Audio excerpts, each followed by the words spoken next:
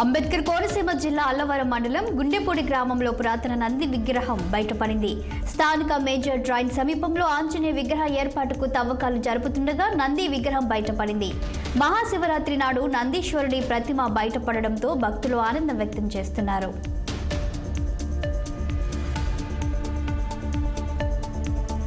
ఓ విమాన ప్రయాణికుడి మూఢనమ్మకం తోటి ప్రయాణికులను ప్రమాదంలోకి నెట్టింది.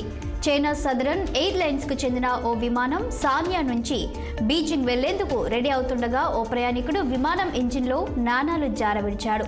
ఈ సందర్భంగా నిందితుడు తన తప్పును అంగీకరించారు. దీంతో నిర్వహణ సిబ్బంది విమానాన్ని క్షుణ్ణంగా తనిఖీ చేసి 4 గంటల జాప్యం అనంతరం విమానం బయలుదేరింది. తనిఖీల సందర్భంగా విమానం ఇంజిన్లో నాణాలు లభించినట్టు ఎయిర్లైన్స్ సంస్థ పేర్కొంది. మరోవైపు ఘటనపై సదరన్ చైనా ఎయిర్లైన్స్ ఘాటుగా స్పందించింది. ఈ చర్యను ఖండిస్తున్నట్టు వెల్లడించింది. వీటి వల్ల ప్రయాణికులు విమాన భద్రతకు తీవ్ర ప్రమాదమని తెలిపింది. నిబంధనలు ఉల్లంఘించే ప్రయాణికులపై కఠిన చర్యలు తీసుకుంటామని హెచ్చరించింది.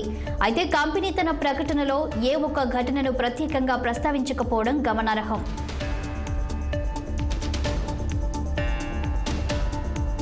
జాతీయ డ్యామ్ సేఫ్టీ అథారిటీ నిపుణుల కీలక నిర్ణయం తీసుకున్నారు. మేడిగడ్డ, అన్నారం, సుందిల బ్యారేజీల నిర్మాణాలతో సంబంధమున్న ఉద్యోగులంతా నేడు జాతీయ డ్యామ్ సేఫ్టీ అథారిటీ నిపుణుల కమిటీ ముందు హాజరు కావాలని ప్రభుత్వం ఆదేశాలు జారీ చేసింది.